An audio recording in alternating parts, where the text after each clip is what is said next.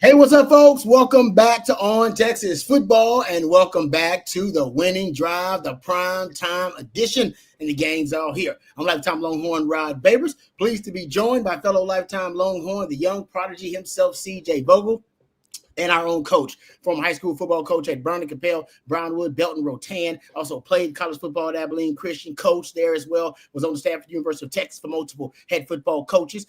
These days, you can catch his work at shipleyranches.com. I don't do his resume justice, but I do my best. What's going on, Coach? Coach Bob Shipley. What's going on, Coach? How you doing? Hey, it's all good, baby. It's game week, baby. Yeah. It was so fun watching games this weekend and seeing the underdogs, win more times than they didn't in the top 25, it seemed like. And, there ain't no clear-cut favorite out there, that's for sure.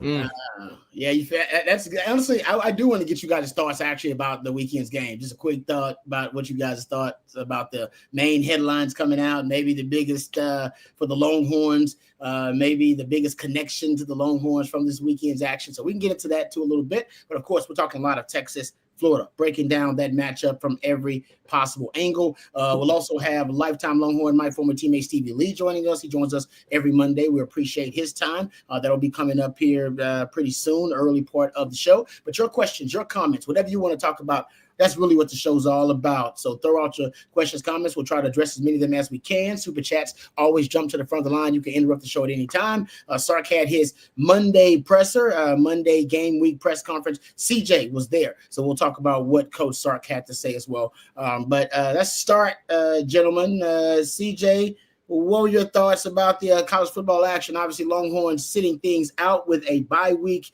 but that means got a lot of a lot of action that happened, and you got a chance to observe it, sit back and watch it. What were your thoughts about this weekend's college football action? Yeah, well, first, what a slate, right? Coach, you mentioned it. I mean, it was an awesome game. Awesome day of football just across the country. It was fun to sit back on the bye week and, not really have to stress about anything. You kind of just got to enjoy everything. And Coach, I know just like you, I was sitting there with my feet up. I had a beer in one hand and I was watching all the games that I could on the Ford TVs I got downstairs. So it was fantastic for me. I really enjoyed it. On top of that, look, Sark mentioned it Monday, or I guess this morning. SEC, anybody can beat anybody. And that's very true. But I also think it's very evident that every SEC team right now is very flawed. You could point to just about every single team, and there's one just glaring weakness across the board that is preventing them from being in that conversation, or at least one glaring issue right now that is preventing them from taking that next step. Right? Alabama looked like Alabama of old this past Saturday. Georgia, I think we're all looking at that secondary saying, hey, man, that's not really what this secondary, what this Kirby Smart defense is known for. Tennessee, look, who would have thought that they would be able to, or that they would be going to overtime against Mississippi State. And on the flip side of that, Mississippi State looking like a much tougher team on this Texas schedule moving forward. Vanderbilt very early on. I believe they played Georgia State. They ended up scoring 55, but that was a very ugly game early on in that game where it was a dogfight in the second quarter. So, it's interesting. I won't get started on A&M, 16-10 win on what is probably the worst offense I've seen in the Power Four in this year's Auburn. And that game was somehow a close game in which Auburn had a chance to win at the very end of that ball game. I think it's the most open I've seen an SEC conference in quite a while, and that should bode for a lot of ups and downs moving up, in the standings moving forward. But altogether, it's going to be exciting, and Texas is right there in the thick of it. For the folks that have Texas ranked 8th, 9th, 10th, 11th in the SEC rankings, I think that's crazy considering what we just watched this past weekend. Yeah, no, fascinating. I'm with you too about the kind of the tragic flaw. Everybody's got a big problem or problems to solve before they can be championship caliber in the SEC. A lot of potential though. A lot of teams got that potential. Ole Miss probably, in my opinion, surprising early on with Trinidad Chambliss, him looking good, and honestly Lane Kiffin coaching his butt off. Probably if you're Whit Weeks, you probably should have told your girlfriend you could have waited another week to announce to the world that you was dating Lane Kiffin's daughter, because it probably fueled something in Lane. Coach, you know what? You're a coach. You've been a coach. All right, you have a lovely daughter. Have you had to deal with that? You ever had a situation like that, Coach? Uh-oh, Coach. Oh, Coach, you're muted, Coach. Oh, he's still muted. Come on, Coach. Coach, you're muted. There you go. Yeah. Oh, I can't wait to hear you. I'm sorry. My dog was barking. Yeah. So, when I was head coach at Coppell, my daughter was dating our starting quarterback, which was not a good thing for him or for me or for her. I'll just put it that way. It totally distracted me. I'm like, I don't want to deal with this, but it is what it is. But it was a great weekend. It was, I don't know about you guys, watching Virginia upset Florida State was kind of satisfying somehow to see Virginia.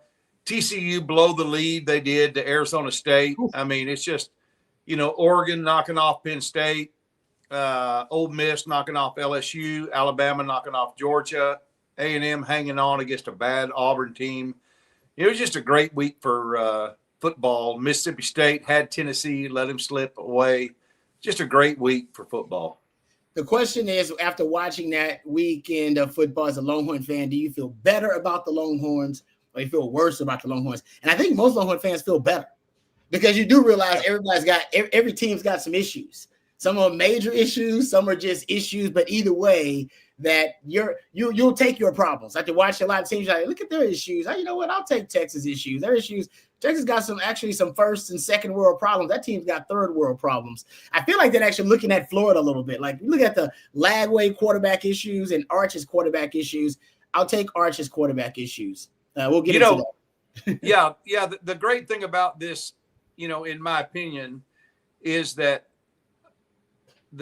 you got to feel good about where we're at because everybody else is at the same place because of the transfer portal.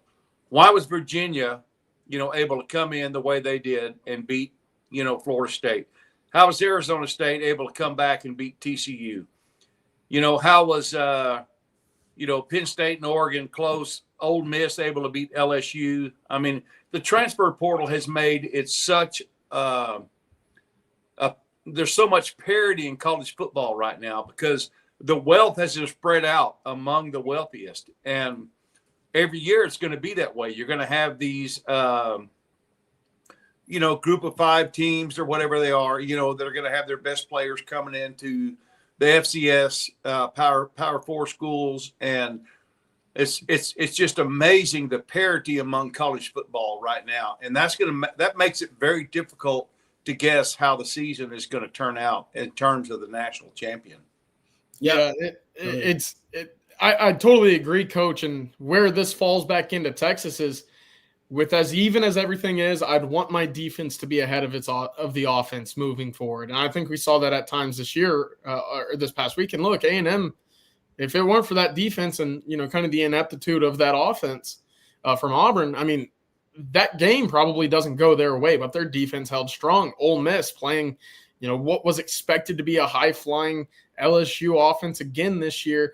Defense being ahead, and Rod, this goes to your earlier point, it gives me, as someone who has followed this Texas team from the beginning, a lot more confidence that Texas will be able to sustain this level of play and competitiveness in the SEC this year because that defense will travel. That defense will keep them in games. If that offense sputters, they're not going to be one that gets blown out. And if you go several drives in a row, whether it be turnover, punt, whatever it is, it's not going to be game over, right? That defense will allow your offense ample opportunities to find a rhythm and put points on the board, whereas other programs across the country, in the SEC especially, may not have that luxury right now. Yeah. No, good stuff, guys. All right, let's get to some of Sark's comments. I think the comments that he had with the media today as it relates to players who will be available is probably top of mind with Longhorn fans. The Trey Wisner report or update, if you will, CJ. You were there. What did Sark say about it? And can you read Sark's body language, anything that'll tell us if we can be optimistic about Trey Wisner's return for the SEC opener for Texas?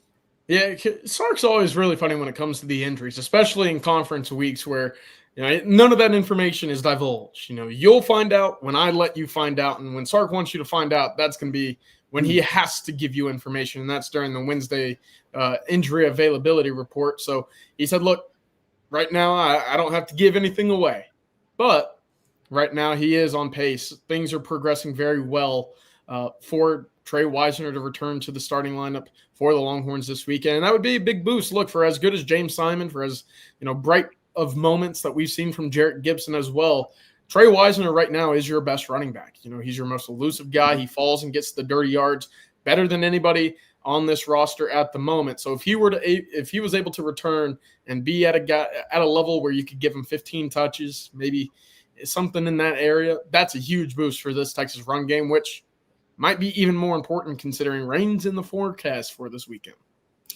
Yeah, I saw that. For those who have not kept up with it, it's been making the rounds, of course, on, I'm sure, everybody's Twitter. Coach, if you look at like I said, I don't know how much you trust your weather reports. I'm looking at the one on my phone. I know some people got weather apps. They're a lot more accurate. So look at your weather app, whatever it is. I believe most of them are predicting about a 60 to 70. Now my phone says 70%. It said 60% earlier today. So I don't know, 70% chance of rain on Saturday. Yeah, it'll be what? 2:30 our time, 3:30 Eastern time. Is that correct? 3:30 2:30 our time, 30 Central time. I believe that's right. Kickoff? I think it's 2:30. Yes, it's 2:30. 2:30 Central, 3:30 Eastern. Stay with me. Yeah. All right. Man. So let me just tell you, a coaching point for playing in wet weather on a natural grass field is, and you've got to coach. You can't coach this during a week of rain. You've got to coach it all the time.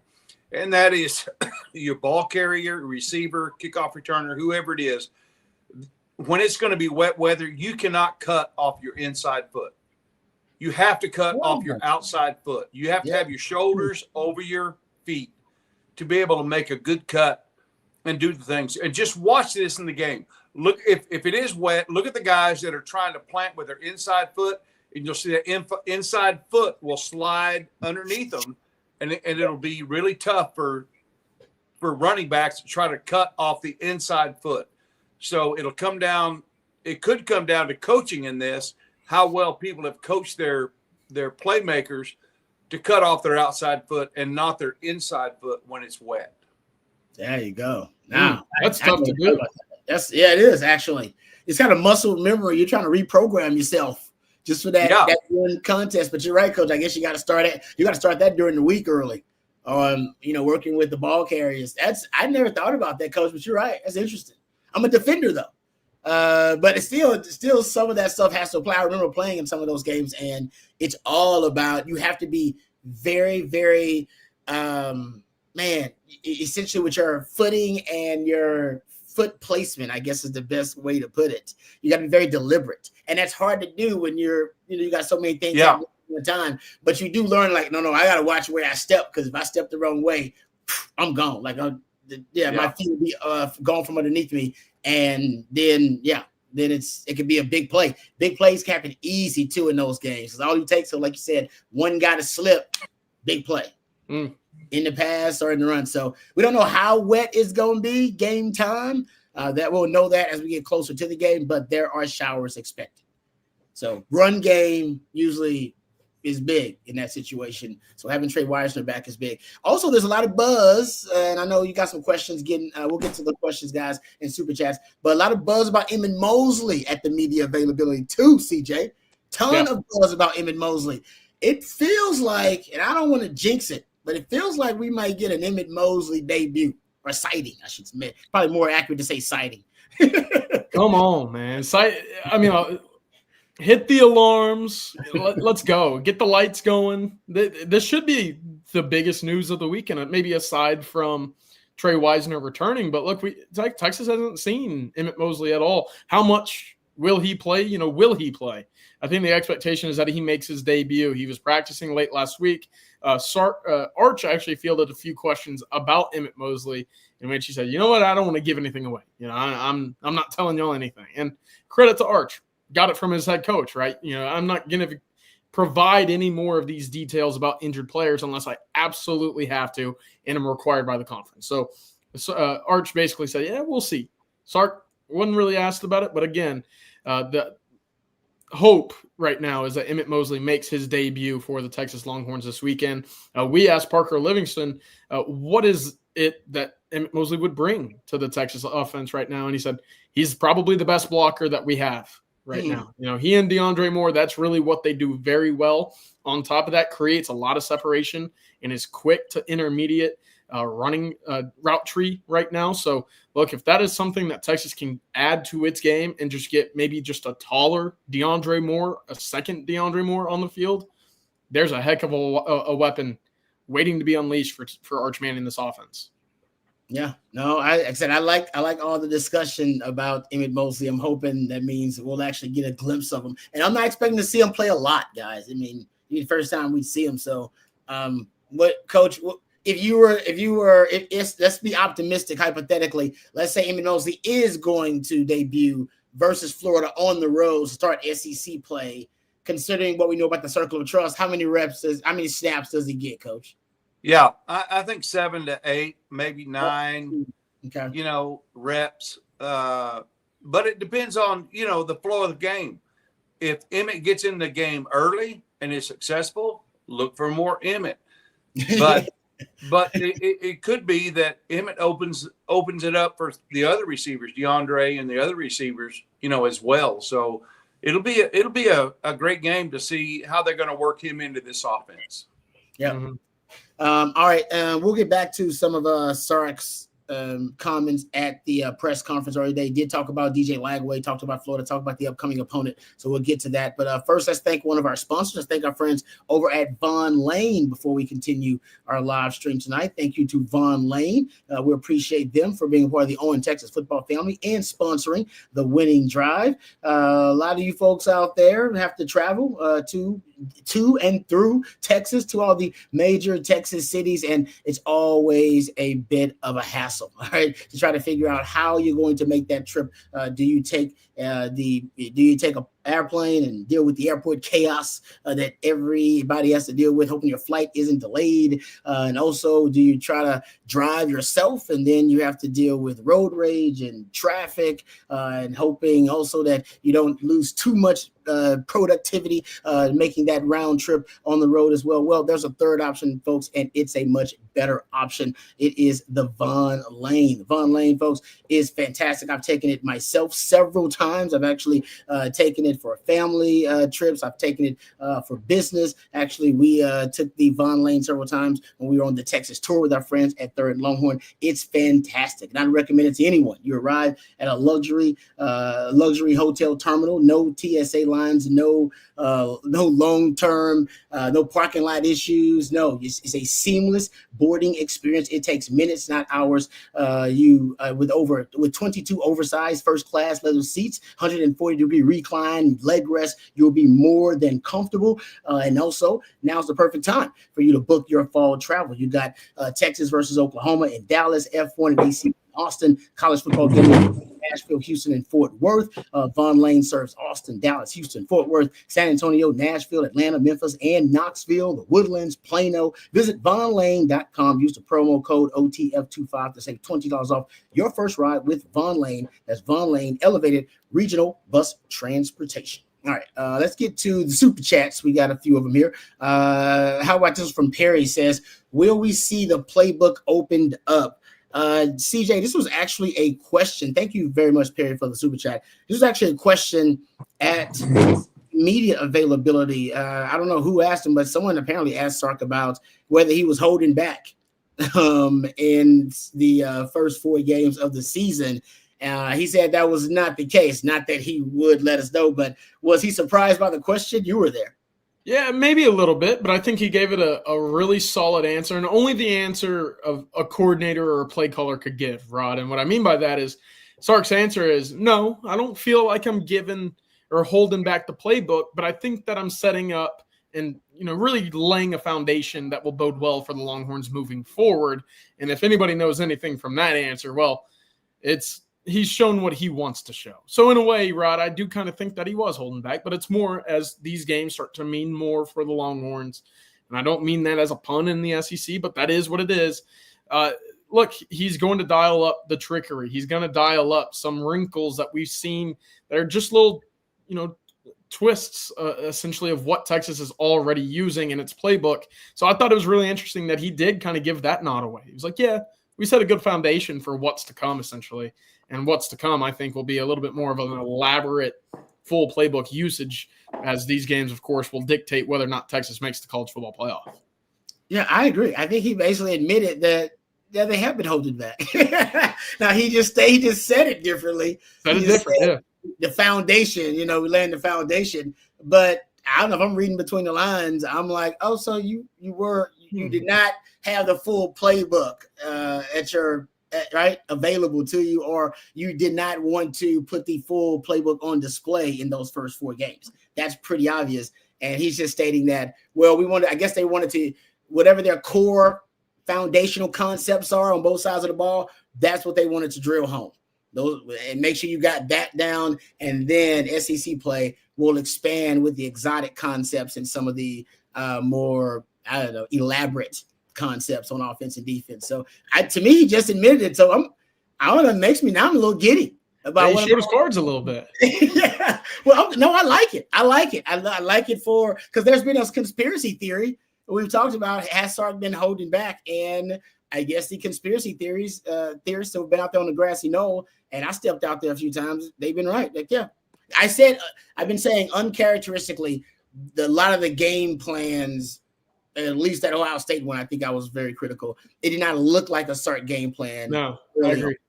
Yeah. And look, I think the biggest, point of emphasis to make out of that statement there, Rod, is where's, been your tight end 1 usage. I think you've seen some big plays to the tight ends, but Jack injuries, only 10 targets through 4 games. Yeah. And I know that you're going 12 personnel, so you're getting Nick Townsend, you're getting Jordan Washington, Amari Winston has had some plays, but look, you brought Jack injuries in for a reason, and that was be a difference maker at the tight end position. He's been good, and he's found the end zone multiple times already, but it's been on limited opportunities. So how does that increase later on? And I'll even ask this for you guys in the chat as well. If you're an opposing coach and you're trying to game plan and scheme against Steve Sarkisian, and he says, hey, through 4 weeks, I've shown you this much of the playbook, I think I'm sitting back saying, oh boy, because there's already more personnel groupings. There's motions that we haven't seen before. Yeah. Texas, again, up to 63% in their last game against Sam Houston, 12 personnel. If you throw in an Emitt Mosley, I got another guy who provides a spark in the true passing game vertically down the field, then I don't know how easy it is to game plan against Sark at all, given what we already know about this team. Yeah. No, it's a good point. I can't wait to see. Maybe that's when we see some 21 personnel. We talked about how we haven't seen the pony package. One of my favorite kind of Sark wrinkles, and we haven't seen that yet. So, Coach, I don't know, you dropped out for a little while. We're just talking about Sark being asked about whether he was holding back. I know you had thoughts on that too. He admitted it kind of without admitting it that, yeah, we put in the foundational stuff. We got a good foundation, and that, he has been kind of holding back. That's me reading between the lines, though. I could be wrong. What are your thoughts about it? Yeah, no, I think you're exactly right. I don't think we've seen the offense we're about to see. I think he's been holding back. I think he's been doing what he has to do to get by games. And I think we're going to see, more of the Sark identity come out in these next couple of games. Mm-hmm. He needs to bring it out this game for sure, whatever he needs to bring out to win the game. And then after that, save the rest for OU. And then after OU and Florida, let the chips fall where they may. Yeah, exactly. Those 2 games, those are 2 games where full playbook should be wide open. No doubt. Yeah, in terms of starting out the season, no doubt. All right. I'm with you. I do hope it is pony package that we see more of. You got the horses now. Hey, why not let them run? Exactly. Well, if you get Trey Weisner back, and it's looking like at least he's hopeful, I don't know. And here's a question here. I think Hookham said this. Will we have Baxter and Weisner back? That's a great question. I'm not sure about the Baxter thing. And I don't know if they want to rush Baxter back, if they're going to get Wisner back. I think they'd be happy just to get one of them back.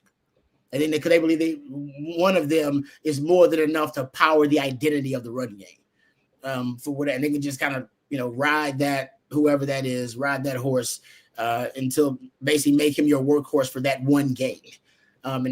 So I don't know if you'll have both of them, honestly. I hope you will, but there's not been, I don't know, CJ, I don't know if there was talk there about Baxter at the media availability at all, but I've not heard much. Yeah. I've heard a lot. Wait and see. Yeah. As I say, there's been buzz about Wisner, buzz about Emitt Mosley. I've not heard as much buzz about Baxter. Doesn't mean Baxter won't be available. We'll see Wednesday when the availability report comes out. But if they get those two guys, the pony package, oh man, the pony package about to be at 100. If you get those two, because then those two guys are perfect pony package backs, because CJ Baxter can be physical, downhill, power gap schemes. Trey Wisner, he can be your guy that can run a lot of your zone schemes. They both can do either, but you got specialists in terms of guys who can execute those concepts. And Wisner's really good as a receiver. Baxter's really good as a receiver. I think Baxter's good as a blocker too, so you can use him as a lead blocker in some of those run concepts. That would be a fantastic situation if the pony package was available, but we shall see. Hadn't seen it yet this season. Nope. All right. Let's get to Super Chat. Terrence Jones. What's up, Terrence? We appreciate the Super Chat. Says, hey, Coach Shipley, my bad if I'm late on this, but are you related to the Texas kicker, Mason Shipley? Is that family, Coach? Is that kinfolk? Yeah, well, I mean, I don't know what I was doing in spring break of 2020, 2005 or 2006, but I'm pretty sure I was home with my wife, so I don't think I'm related to him. Although he grew up from Liberty Hill, right down the road from Burnett, where I grew up. But, yeah, he did. I don't think we're any relation. If he starts making some kicks, maybe we'll be a little more related. Hey, 5 for 5. Do y'all have twins in your family, Coach? Y'all got twins in your family? No, not that I know of. Because he's an identical twin. They both kicked at Liberty Hill, and they would basically rotate kicking duties of everything. All the kicking duties. How confusing is that? Identical twins rotating kicking duties all the time. Kickoff, kick, they would do. I want to say he did punt back then too when they were in high school. I think he did everything. And now they're like a kicking family. All three brothers, if I'm not mistaken. Don't get me to lying. I don't know. I believe that all three of them had kicked at the college level. They got a big brother and then they're identical twins. I know it because I've interviewed Mason Shipley like twice now. So talk to me at the end of the season. I'll let you know if we're related or not.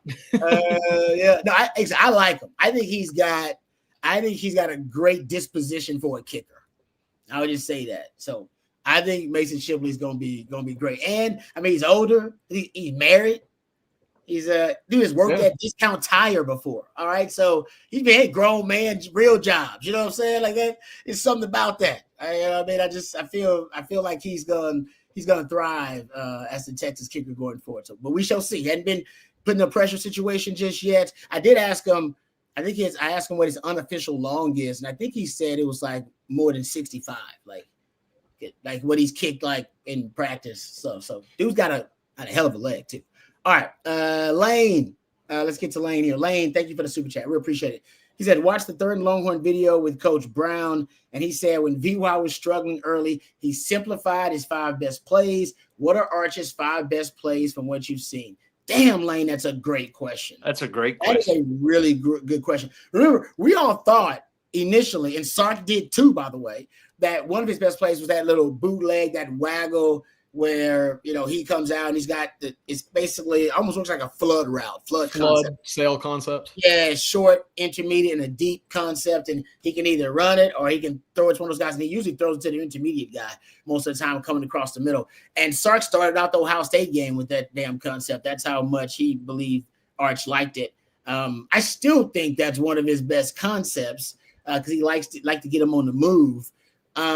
This is good. CJ, Coach, y'all get in on this too, but that's good. 5 best plays for Arch. That might be a video we need to come up with. Well, yeah. I think one of those throws that we've seen some success with, and it's always kind of been a late read or one of the last looks that Arch has in his progressions, but it's the cross-field 15-yard comeback route. You know, it's a long throw. He's hit Parker Livingstone several times on it. That just feels like a route where if you know you're going to get a cover 3 or something, and that underneath zone isn't going to be a factor there, and you can hit that shot in the window there. Arch has done it. That's been one of the few throws that he's consistently ripped this year. I'll also say, look, Texas has gone back to tight end leak multiple times this year. He's done it twice already this year. Yeah.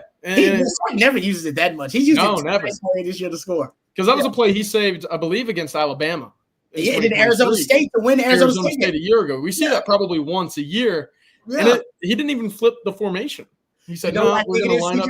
CJ, you know what I think he's got? I think he's got a counter off of it he's working on. See, that's where I'm sitting there saying, what could that possibly be? Yeah. And then I watched NFL football this weekend, Rod, and you know what it was? I think I got it. You have your tight end leak, right? He comes out on the backside. Whatever game it was I was watching, they ran tight end leak to a T, except defense kind of came with it. And what did they do? They had a trailer underneath the leak. It was an even longer developing play than what you would think. But, hey, your offensive line has provided some protection. Your quarterback can evade pressure. So that leak is going to be covered. You're talking about double leak. It was a double leak, and it was out of 12 personnel. Oh, and you know what? To your point, I believe on one of those wide delays, I believe the one Jordan Washington, the one there in 12 personnel, the one tight end stays in the block.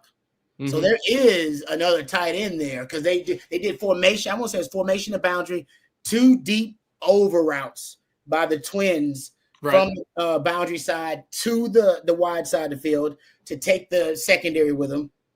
And then the tight end delay leaks, drag wheel underneath. Yeah. They leave one tight end to block, but you can double leak it. And you can cheat that too. If the leak itself, the main leak, if he just runs and instead of getting all the way to the numbers before railing it up the field, he cheats that closer in between the hash and the numbers, there's all the attention, right? And that allows the defense to go towards that leak in that second. We got to find a different word for that second guy there. Yeah, second leak, I'm sure we got to find like a plumber that knows like a second leak, what the actual term is. Right. Valve or something, like.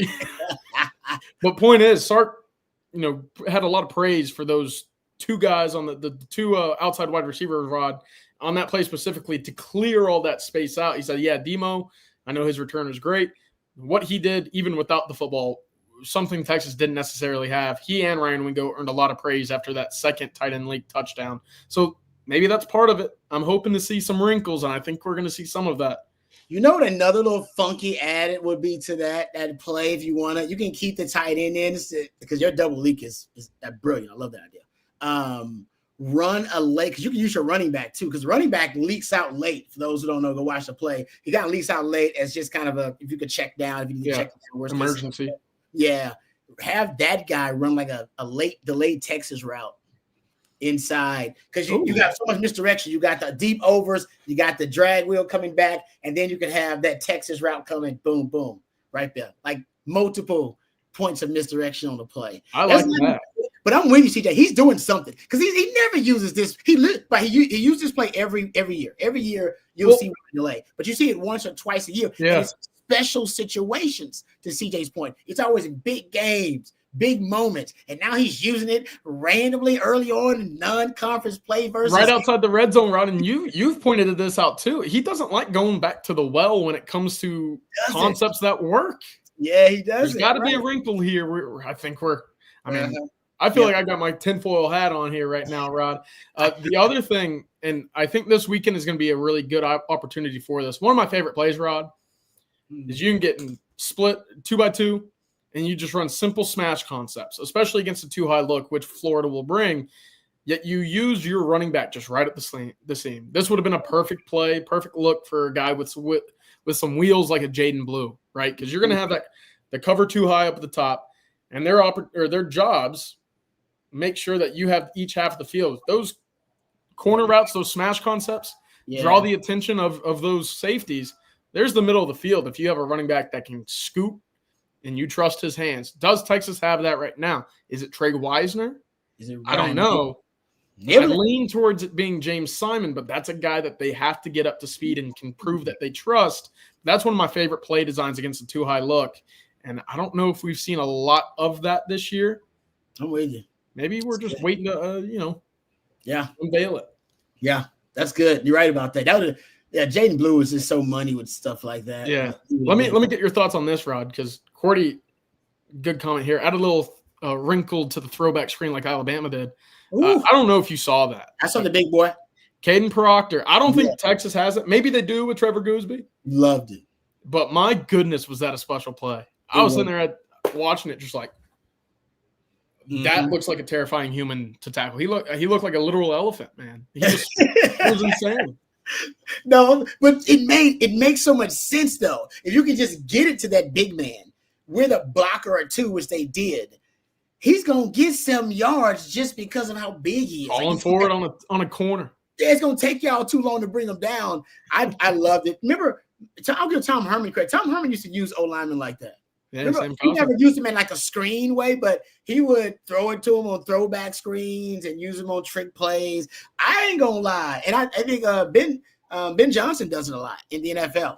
Former Detroit Lions OC, now head He does coach. it with his 6th offensive lineman too. Yeah. I'm not opposed to that, man. I kind of like that. I kind of like that stuff. I'm not going to lie. I think it makes sense because there's a DB. I can tell you right now, I would have been freaking out. I would have been, as soon as he got there, like, hell no, there's no way they're going to throw. Oh, that shit, my heart have been going low. Deep out of my chest, dude. Seeing that dude catch the ball, like, what am I going to do? Like, what do I do? There's no coaching technique for what to do for a 180-pound DB going against a 340-pound human being. There's no technique, coach. There's nothing to do. I don't know how you deal with that. That's crazy. They got to bring that back. They got to do that play again. They can't let that be the last time they do that, man. That'd be great. Yeah, Coach, we were talking about I don't know if you saw the Alabama game in its entirety, but they had the motioned out left tackle catch a screen ball and go for about 9 or 10 just right by the goal. And we're thinking, maybe Sark's got something like that or find some wrinkles along those lines. I don't know. Did you include the tackles in any pass plays, Coach? Absolutely. Yeah, I stole the same play that everybody else stole. With a tackle, little screen. Tom Herman used that play, right? I feel like yeah. No, that's a good one. All right, let's matter of fact, before we move on, let's thank our friends over at South Point Dodge. Then we'll move on and answer some more of you guys' questions. All right, thank you to our friends over at South Point Dodge. You can score an easy extra point this season when you get to the point with our friends over at South Point Dodge. South Point Dodge has over 600 vehicles in stock right now, including the all-new 2025 Ram 1500. Get the real deal today and drive away in the all-new Ram 1500, proven to last. And right now, you get employee incentive pricing. That's right. You pay what the employees pay right now at South Point Dodge. You won't find a better deal than that. That's the real deal at South Point Dodge. You can go see them in person off of I-35, or you can go online at southpointdodge.com. So go check them out today, whether you need a car, truck, trade-in, something new, something used. Our friends at South Point Dodge pride themselves on being Austin's automotive everything. So check them out today at southpointdodge.com. All right, let's get back to some of the questions here. How about this one? How about from Arrow Kids 27? I kind of like this. If the rumors of a hostile alien takeover in 2027 are true, then realistically, we only have 2 chances left to win a natty. Will we do it in time? Oh, that's great. That's good. That is a fun question. This, you know what? Because we were supposed to be the arch years. We're supposed to be the years where Texas gets over the hump. But I think now Longhorn fans, myself included, realize that the arch developmental process is going to take a little bit longer than Longhorn fans anticipated. He's not going to start where we all assumed he was going to start prior to the season. So longer to go for Arch to be ready to lead you to the promised land. So to me, it's all about his developmental track and developmental rate. Is he a guy that can do it in 2 years? Can he be that guy? We won't know, honestly, until after this Florida game. Like, honestly, we still don't know. Sam Houston State didn't tell us nothing. That just made us feel good. Let's be real. It didn't tell us nothing. It made us feel good, though. It's so bizarre. Kind of going back and looking at Arch saying, okay, when has he played really well? And I was like, well, there's been spurts, right? We've seen some throws. It's not been super consistent. But you know that when he is clicking, it looks just like that same Houston State game. You say, okay, well, I saw that a year ago. Can he get to that level consistently? If he does, he would become one of the best quarterbacks in the country, one of the best in the conference. But I think it's a ways away against quality competition to get to that level. But if he does, you already have the defense in place. So how far are you to bridge that gap from your quarterback to your defense? Right now, the big question, can he do that against quality opposition? Right now, again, to your point, Rob, we don't know. We have no idea. Mm-hmm. And right now, to answer that question, I would lean a little bit harder towards 2026 being that year where Texas has that national championship team rather than this year. Yeah. I remember I said 2026, and this was prior to this 2025. So I said 2026 feels more like the year for Texas. They feel like they're young in 2025, but the arch hype got out of control and everybody jumped on the 2025 year. And it still could be that year because there's a lot of question marks we talked about with a lot of the best teams in college football right now. All right, let's get back to the questions. How about this one from Burnt Orange Horn? How many of the freshman wide receivers make the trip? That is a good question because now is it 74 yep. players, right, that make the SEC road game rosters? How many receivers you taking, Coach, if you got 74? And how many freshman wide receivers would you take? We know that's a great question. I don't know what the threshold. I don't know what the threshold is. I don't know what the normal number you take is, but I think you got to take probably 6 anyway, maybe 7. Yep. And Sark likes taking freshmen on these trips. Yeah. Remember, he would say that. Now, it was different issues in the Big 12 as it relates to the SEC, but he has stated several times that he wants these guys to have the experience of these big games. And whether you look at Florida as a good team or not, the road environment and the experience of traveling to Gainesville at Florida, which Texas hadn't done since when? Was it 1940 or something like that? Yeah. So I'm like, man, that's, so I think Sark, he may try to take some of these guys if he expects them to contribute later. Now, how many of these young freshman receivers he expects to contribute later? Daylon McCutcheon is the only one right now that I'm ready to go like, yeah, Sark trusts that freshman. I don't know how many of the other freshmen he trusts. Yeah, that's exactly where it is. And can you get to that point as the season progresses? Because those opportunities are only going to get more valuable, right? And if you can't win those reps in practice, if you can't earn the trust in practice, your ship might have sailed to 2026. Yep. Especially with Mosley coming back. Exactly. I was going to say that if Mosley is indeed coming back, then I think Sark is even less likely you're taking, those freshman wideouts with you. All right. Good question there, Bernard Horn. How about this one from Devetta Bauer says, the O-line needs to run block in rainy weather. It's not a passing game. We don't know how wet it's going to be. We don't know how wet. We do know rain is expected. We don't know if it's going to be sloppy. We don't know if it's going to be heavy downpour. We have no idea. Sometimes it says 60% chance of rain. It rains, but it rains for 20 minutes and then stops raining. So I don't know exactly how long and how bad it's going to be. But if you're a coach, as you pointed out, Coach, you got to practice for kind of worst case scenario. You got to assume it's going to get somewhat sloppy, right, in your preparation, just so you're prepared for it and not shocked by it. Right? Yeah, when I was at Abilene Christian playing, we had a head coach named Ted Sitton, and he was a legend. He was throwing the ball back in the 70s when nobody else was throwing the ball. He got his offense from BYU. Can't remember the head coach's name way back then. It was a head coach when Steve Sarkisian was at BYU. Lavelle Edwards. Lavelle Edwards.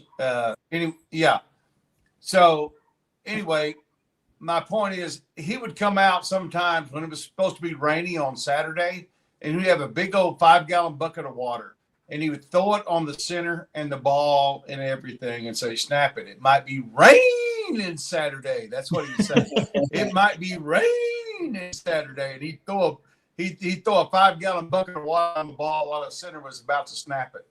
So, coaches do what they have to do to get their kids ready to play in the rain. He was a funny guy. I love it. But no, I'm with you, man. You got it. So I'm sure Sark has got his own methodology to it. But you got to plan for the worst. if you're a coach, you hope for the best, but you got to plan for the worst.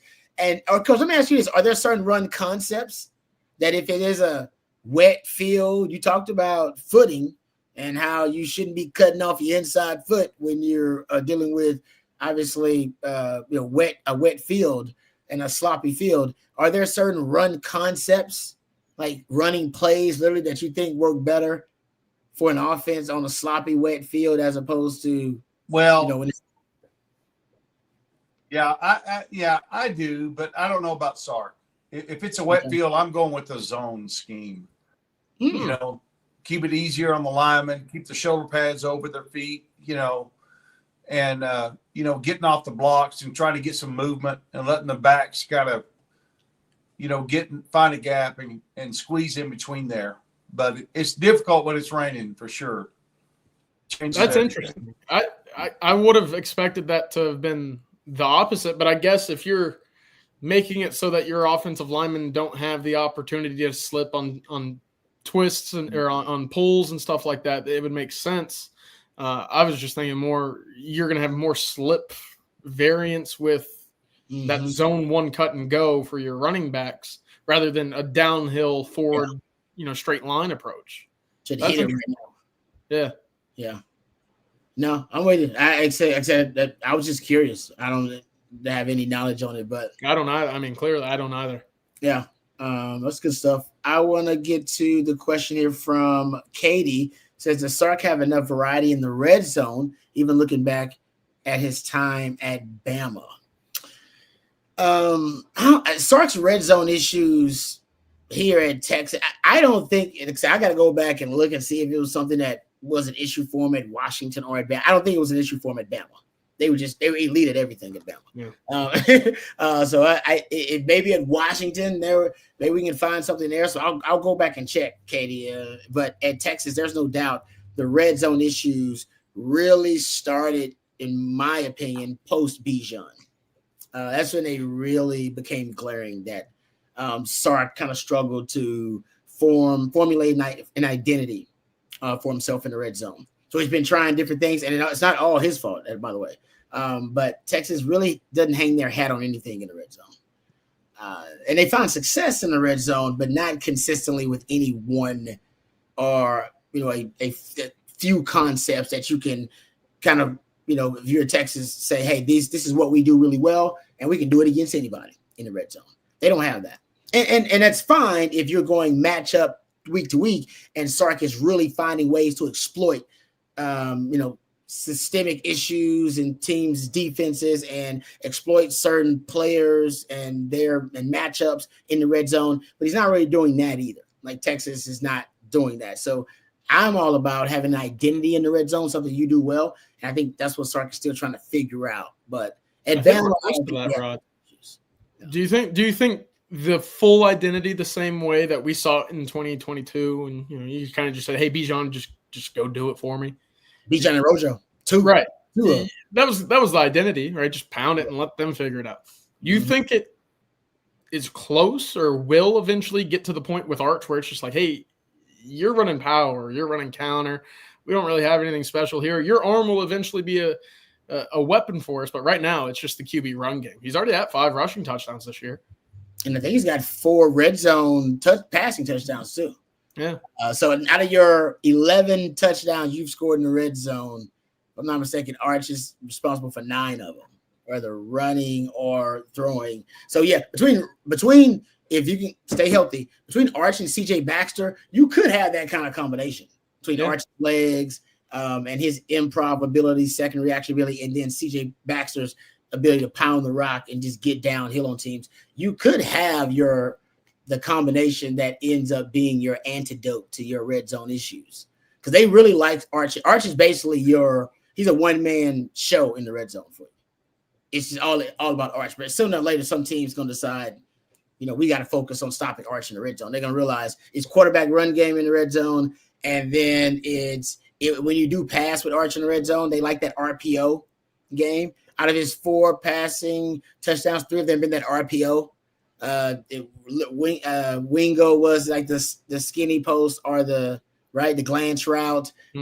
Parker Livingston, same thing, that little glance route. I think they did the the switch concept for Wingo, I believe, on that out route. Yeah. But it was still an RPO concept. So they know they like the RPO split action with them, and they like the quarterback run game. Like against elite defenses, you need more variety.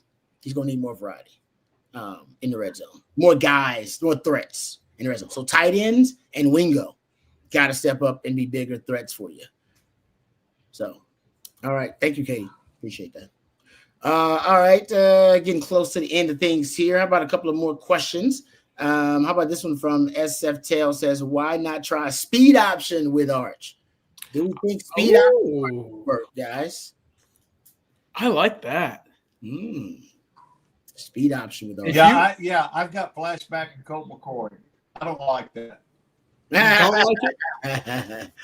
Flashback to Colt McCoy in the Rose Bowl against Alabama. I don't like that. Yeah. It's baggage. That's baggage right there. I don't know. Did y'all see the USC play today this weekend? I didn't. It was a run pass option. Quarterback kept it, instead dumped it down to what looked like a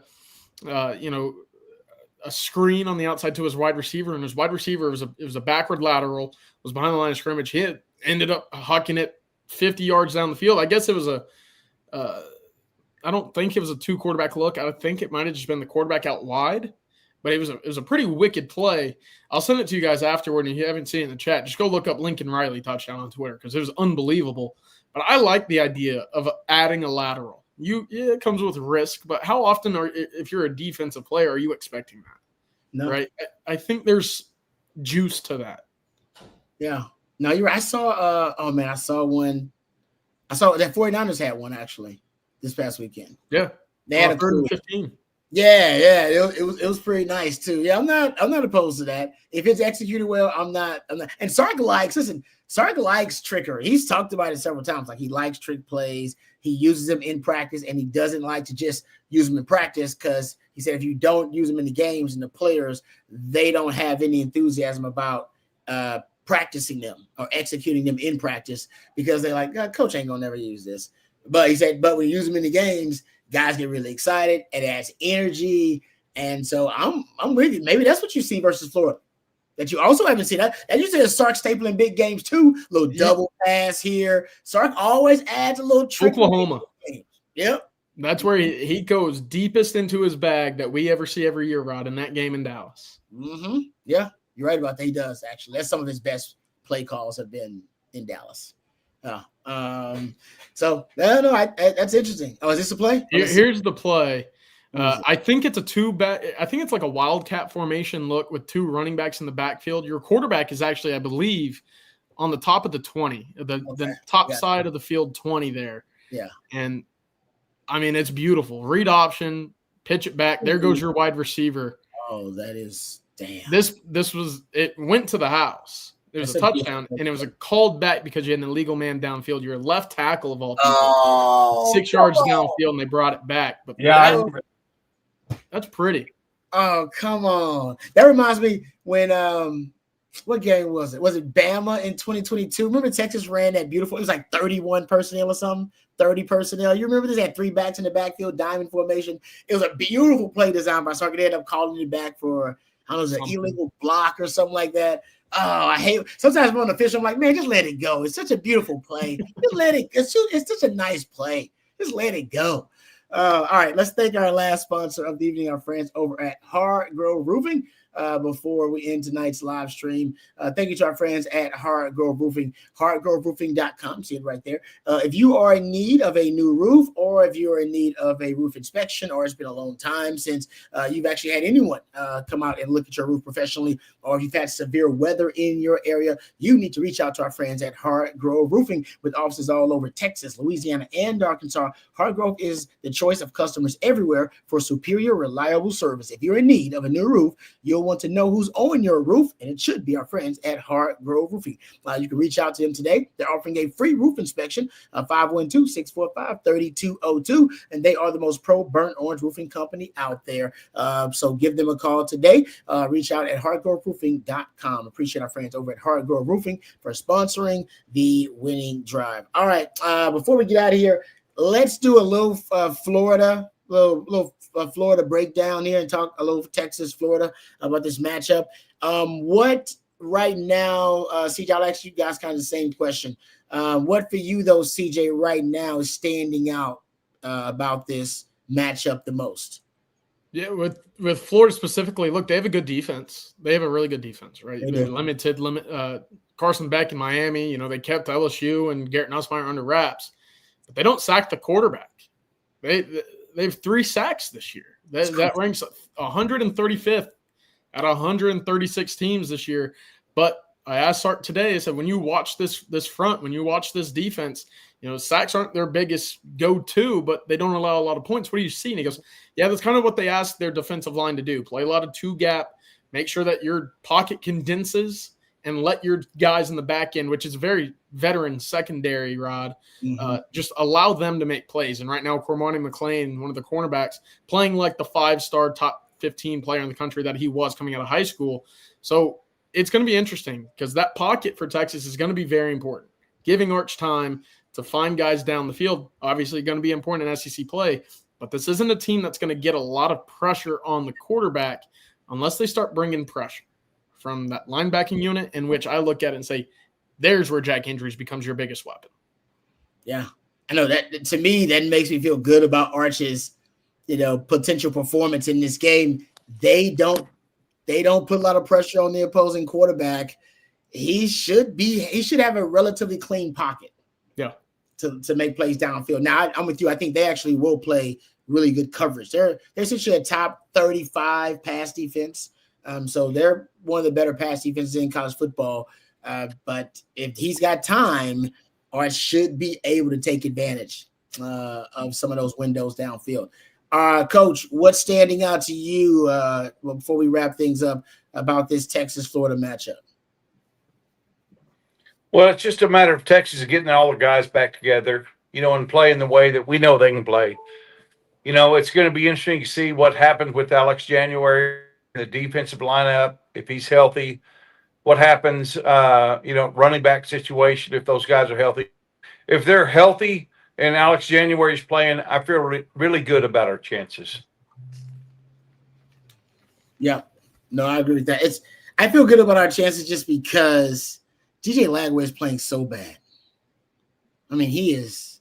Right now and I like DJ Lagway, but right now he's just a bad quarterback. He's playing the position like a bad quarterback. I don't think he is one.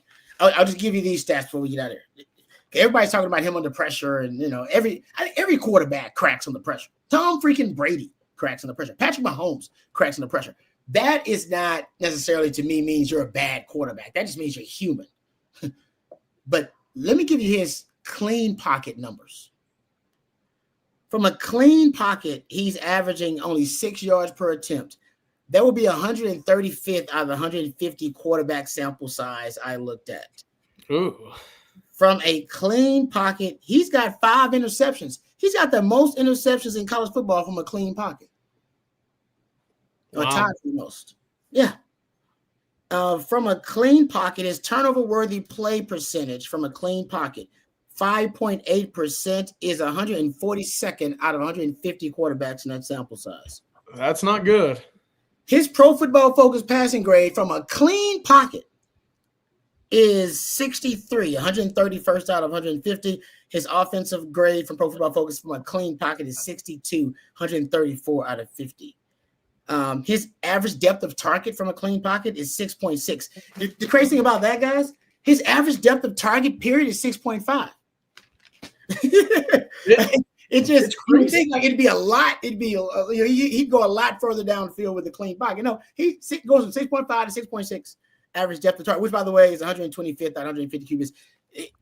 I'm not gonna get. I got more stats, but you get the point. That's how he is from a clean pocket. So all you gotta do is put a little bit of pressure on him organically, and that's why I think you won't get PK blitzing in this game. Why? Yeah. Why would you blitz him? What's the point in blitzing him? LSU blitzed him, and all the picks LSU got came when he wasn't being blitzed. You just got to get him in 3rd and long. He will hand that ball over. Yeah, he'll give 5 and 6 picks came on 3rd and long. 3rd and long, he's making bad decisions, and he's seeing a lot of ghosts. And that's what's going on with the young man. So Texas, I know Arch got quarterback issues. Lagway's got much more serious, complicated quarterback issues than Arch does. Arch got first world problems. To add to that, Rod, the big stat offensively for Florida, you mentioned the average yards per target. Yeah. Short. Yeah. Only 5.7% of Lagway's throws have exceeded 20 yards or downfield or more. It's crazy. It's dead last in the country. Dead last. That is nuts, man. They're just condensing the field on their own doing, willingly. That is the reason that's crazy. I'll just real quick before we get at it. The reason that is crazy is because remember his X-Man ability last year was his deep ball. Last year, he was one of the best deep ball passers in all of college football, and now he's one of the worst. Remember, last year he was top 5 in the country in deep ball completion percentage, damn near 53%. He was, if you go look at Pro Football Focus, the passing grade, he was 3rd on deep ball passing grade. He was really good. This year, he's been terrible. To CJ's point, and they don't even. So he don't even throw it deep because he's been so bad throwing it deep. They just avoided the deep stuff altogether, which is you kind of shrinks the football field. Crazy. Yeah, I don't know. I have no idea what's going on with him, man. All right. Let's. I know he can shed demons, but he ain't gonna do it against his Texas defense. If he's seeing ghosts, Texas is about to be the haunted house for this young man. Ooh. All right.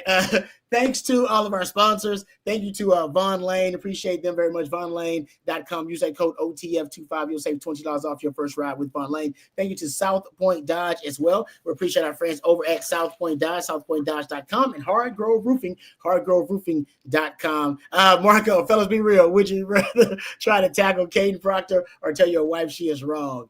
I'll take my chances with Caden Proctor. Honestly, I'm not gonna lie to you. Yeah, you sleeping on the couch or in a hospital bed?